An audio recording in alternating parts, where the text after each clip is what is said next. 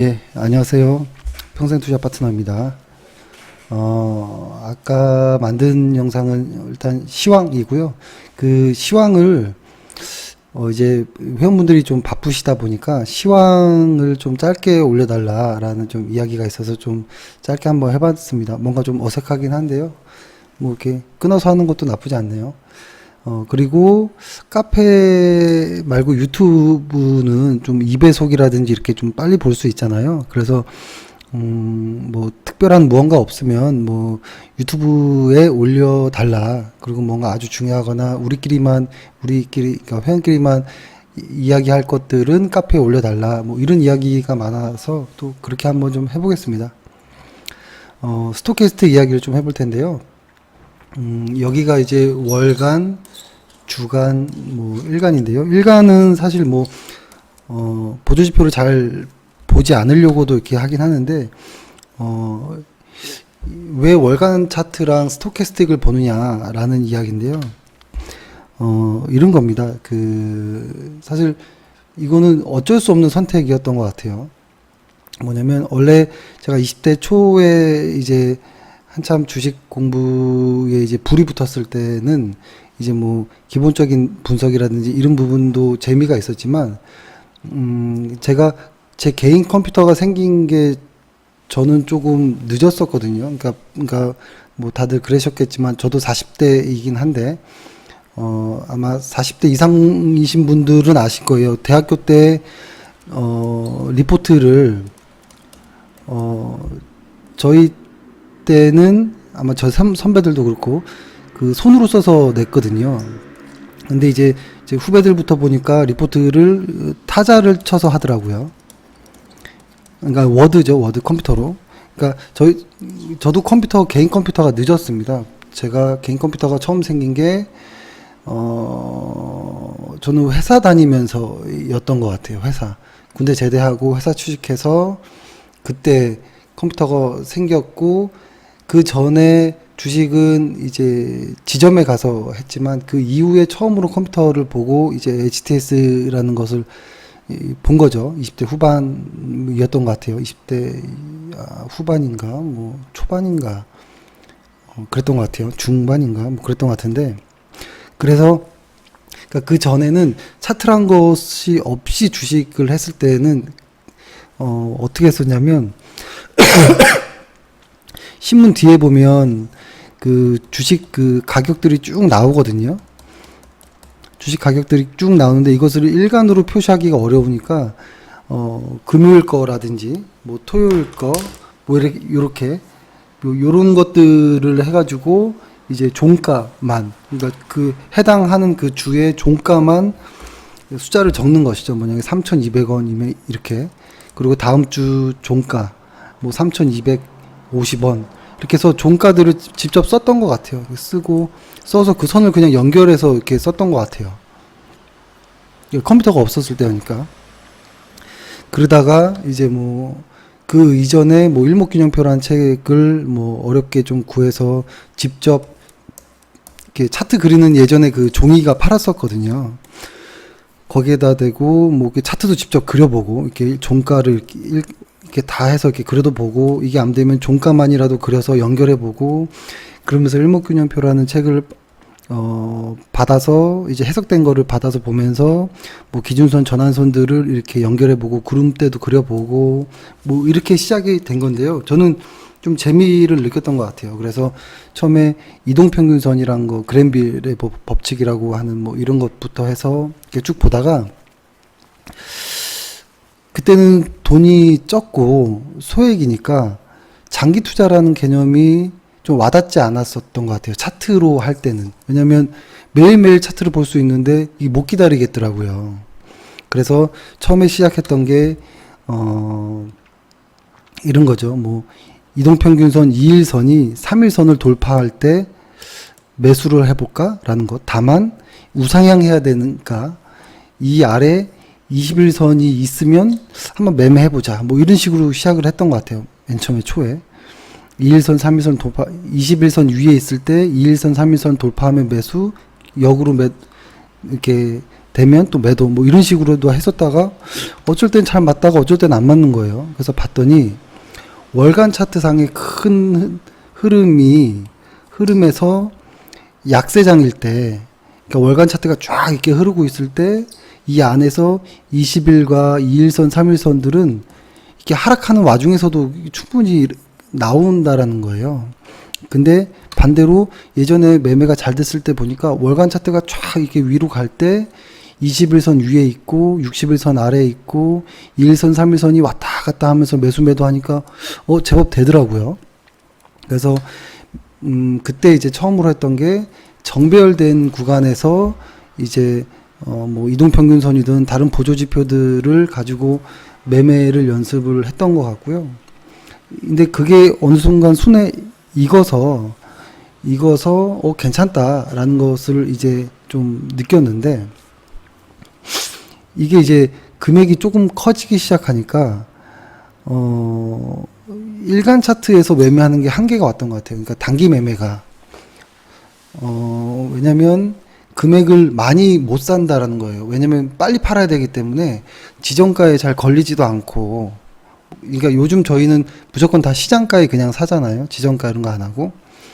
그러니까 잘 걸리지도 않고 빨리 팔지도 못하고 빨리 사지도 못하는 이러한 단점 때문에 금액이 커지면서는 일간 차트에서는 무리가 있다라는 생각을 했고요. 그래서 일간 차트에서, 그러니까 일간 차트로 처음 시작은 그렇게 했던 것 같아요. 그래서 어느 정도 종잣돈의 개념이 좀 만들어졌을 때 그 똑같은 방식으로 주간 차트로 와서 매매를 해보고 똑같은 방식으로 월간 차트에서 매매를 이렇게 연결해서 이렇게 커진 것 같아요. 일단 시작은 금액의 한계 때문에 시작이 된 것 같아요. 그래서 아마 회원분 중에서는 소액으로 하시는 분도 있고 좀 큰 금액으로 하시는 분도 있을 텐데, 제가 자꾸 월간, 주간, 일간을 이렇게 말씀드리는 이유는 본인의 성격과 투자 성향에 맞춰서 해야 될 필요가 있다는 거예요. 그러니까 소액으로 좀 주식 비중을 좀 빨리 주식의 어떤 종잣돈을 늘릴 때는 초반에는 저는 단기 투자도 해볼 만하다라는 생각은 합니다. 다만 좋은 회사를 우상향할 때. 근데 금액이 커지면 저절로 일간에서 하기 어려워짐을 느낄 거예요. 그럴 때는 저절로 주간 차트, 월간 차트 이렇게 점점 이렇게 크게 보게 되거든요. 그래서 저는 월간 차트를 보게 된 계기가 좀 됐었고, 그 다음에 또 하나는 이제 예전에 뭐라고 하나요? 아니다. 언제인지 정확히 나이는 기억이 안 나는데, 아주 오래전에 윌리엄 오닐 책을, 예전에 이것도 역시, 원본을 구해서 좀 본 적이 있었는데, 이 사람이 한 게, 이거라고 하죠. 젊었을 때 했던 게 가장 잘 나가는 펀드들을 골라서 얘네들이 언제 매수 매도 하느냐를 따져서 그 종목들이 특징들을 분석했다고 하죠. 상승을, 그러니까 그 종목들을 매수한 타이밍일 때 그 매수 구간, 매도 구간 때의 상황들, 어떤 실적일 때 매수를 하고 어느 차트에서 매수를 하고, 그래서 가장 그 당시 때 잘 나갔던 어떤 펀드 매니저의 방식을 차용하고, 뭐 제시 리버모라든지 니콜라스 다비스라든지 이런 사람들의 방식을 차용해서 하나의 방법을 만들었다라고 하길래, 저 역시도 그때 많은 분들이랑 우리가 알고 있는 그 전설이라고 하는 사람들의 종목 매수 매도 타이밍을 좀 통계를 낸 적이 있던 것 같아요. 그때 월간 차트를 했던 것 같아요. 그 당시 때 월간 차트를 했던 것 같은데, 분명히 월간 차트로 봤을 때 뭐 이 언저리에서 샀던 것 같고 이 근처에서 판 것 같기도 하고, 그리고 이름은 정확히 기억이 안 나는데 거의 기가 막히게 바닥을 잘 맞추는 사람도 있었고 하거든요. 근데 그런 사람들의 매수 매도를 차트로 보니까 이게 도저히 이게 감이 안 잡히더라는 거예요. 그래서 그러면 이거를 가장 잘 표현해 줄 수 있는 애들이 스토캐스틱이라는 것이었고, 그 스토캐스틱의 이게 기본 오리지널 값 533이잖아요. 근데 이것을 저희는 조금 변형된 값을 이렇게 쓰는 거죠. 아마 회원분들이 다 아실 겁니다. 근데 이것은 저희가 임의적으로 이렇게 수치를 계량한 거기 때문에 이렇게 말씀드리는 것은 조금 위험이 있다라는 생각에 들어서 굳이 말씀드리진 않고 회원분들에게만 말씀드리긴 했는데, 그래서 이제 스토캐스틱을 이제 쓰게 된 거죠. 그래서 스토캐스틱을 이제 관찰해 보니까 뭐 최근 것만 좀 잘라서 볼까요? 최근 것만 이렇게 잘라서 보면 그때 2016년도 때 요 당시 때 이제 우리가 기억나시죠? 그날이 나왔다라고 했었고, 아마 이 그날이 나왔지만 한동안은 횡보 아주 변동성이 심한 장들이 예상되지 않을까요? 뭐 이런 이야기를 했던 것 같아요. 그러면서 지금 구간은 변동성을 넘어가야 되고 버텨야 된다라는 이야기를 했었던 기억이 나고, 요 언저리 때 특히 요때 1월 달이었나요? 2월 달이었나요? 2월 달 이때 매도 뭐 이렇게 했었던 기억이 나는데요. 이것도 월간 차트로 스토캐스틱으로 보면 좀 잘 표현이 되는 것 같아요. 보면 분명히 이렇게 골든 크로스, 데드 크로스가 날 때 매도가 좋고요. 근데 이 중심선이라는 게 중요하다라고 말씀드렸잖아요. 이 중심선 아래에서는 이 매수가 변동성이 상당히 심하다라는 것. 근데 아주 강력한 실적을 보유한 회사라면 골든 크로스가 나고 단번에 뚫고 올라간다라는 것이죠. 근데 우리 시장은 보면 2016년도에 바닥을 만들고 나서도 조금 있다가 크로스, 조금 있다가 중심선을 돌파했거든요. 이 개월수가 상당히 오랜 시간, 약 한 1년 정도로 거의 횡보하는 느낌이었어요. 이때 상당히 힘들었던 기억이 나는데요. 근데 어느 순간 중심선 돌파하고 나서부터 이제부터 어느 순간 일정 부분에서부터 이제 터지기 시작했던 거죠. 쭉 올라가기 시작했잖아요. 그리고 요 구간에서 이제 매도 시그널이 나왔고, 이 과매수 지역에서 나머지 변동성 구간 이후에 그때부터 시장이 본격적으로 하락했던 모습이에요. 지금 모습은 어떠냐? 아직 골든 크로스가 나오진 않았다라는 것이죠. 그렇죠? 그래서 아직은 바닥이 아닐 것이고, 이게 골든 크로스가 나와도 과거처럼 한동안 변동성의 구간이 필요하다라는 생각을 합니다. 그런데 이제 조금 의미 있던 것은 코덱스 200 ETF를 보면 크로스가 나왔어요. 이렇게 크로스가 나왔고, 그 다음에 코덱스 레버리지를 보면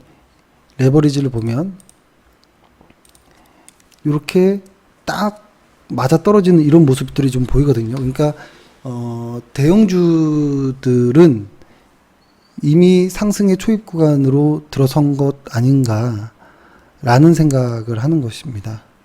근데 이것이 일단 차트로 봤을 때는 이러한 모습이지만 기본적으로 분석상으로는 아직은 바닥을 확인하지 못한 이런 과정이잖아요.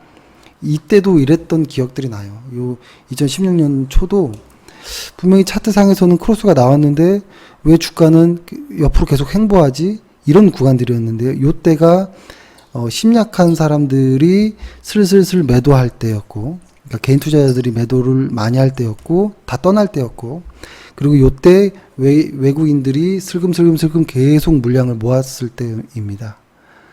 근데 지금 우리 시장에서 아직 그러한 모습은 좀 눈에 띌 정도로 뭐가 보이진 않지만, 우리 시장이 이제는 하락 구간을 이제는 완전히 정리가 되어 가는 것 아닌가. 다만 이제 중요한 것은 이 구간을, 이 월간 차트 상에서 이 구간 있잖아요. 캔들 차트 이렇게 보이죠? 이 구간을 아마 돌파해내야 실제 무언가가 나올 것이다 라는 것이고, 이 안에서, 그러니까 코스피로 볼게요. 아이고 잘못 눌렀네요. 코스피로 보면 코스피도 거의 비슷하죠.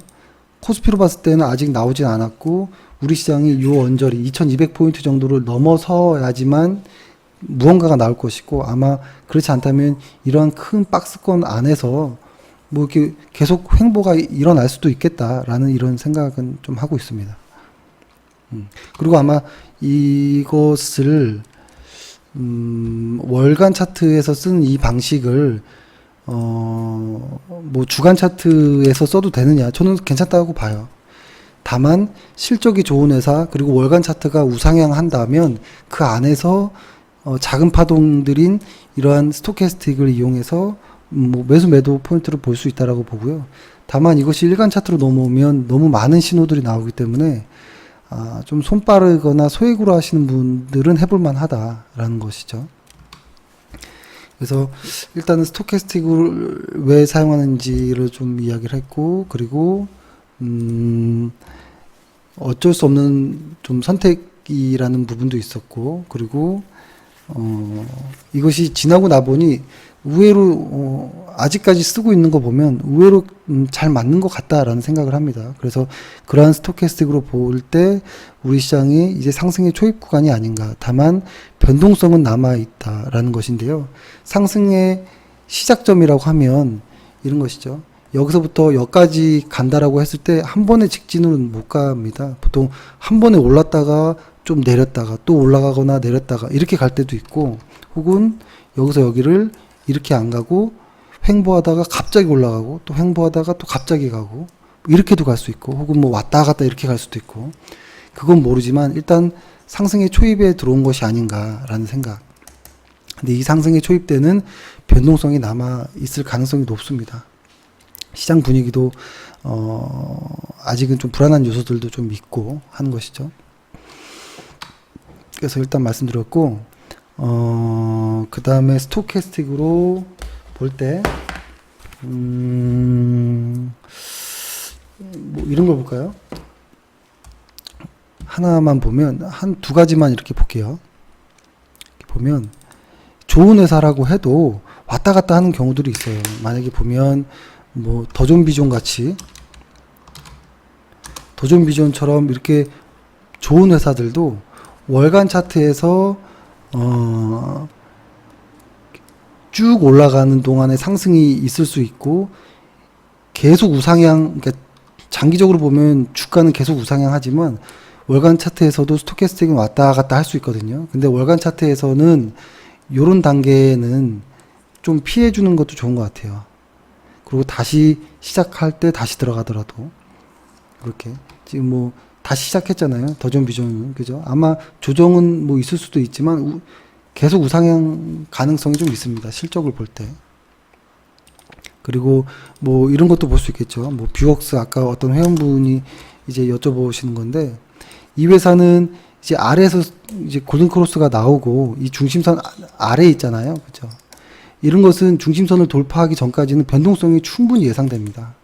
다만 실적과 같이 봐야 되는데, 요때처럼 이 강한 실적이 이번에는 못 올 것 같아요. 그렇기 때문에 아마 이 중심선 언저리에서 마감할 가능성도 높습니다. 뷰웍스라는 종목은. 그러니까 실적은 우상향하지만 예전에 최고였을 때 실적 그 영업이익으로는 못 돌아간다면 과거에 이 고점을 넘길 수는 없을 것 같다라는 것이고, 그런 것들은 이 중심선 언저리에서 막히거나 다시 빠지거나 하는 경우들이 있다라는 것입니다. 그리고 반대로 이 중심선을 깨지 않고 계속 타고 가는 애들이 있거든요. 넘어왔다가도 또 가는 애들은 실적이 계속 살아있는 애들이 보통 그래요. 그래서 저는 월간 차트와 실적, 스토캐스틱을 꼭 같이 이렇게 좀 보긴 합니다. 그래서 조금 더 자세한 내용들은, 그리고 회원분들 중에서 아직 조금 좀 컴퓨터가 익숙지 않다라고 하시는 분들은 제가 컴맹이기 때문에 그 컴맹의 마음을 알거든요. 언제든 전화하시면 제가 원격으로 세팅하고 좀 설명을 드리겠습니다. 부담 갖지 마시고 언제든 저희 그 회원 전용 그 연락처에다가 카톡에다 남겨주시면 제가 꼭 원격을 하겠습니다. 예, 자세한 내용은 다음에 한번 다시 또 다루도록 하겠습니다. 네.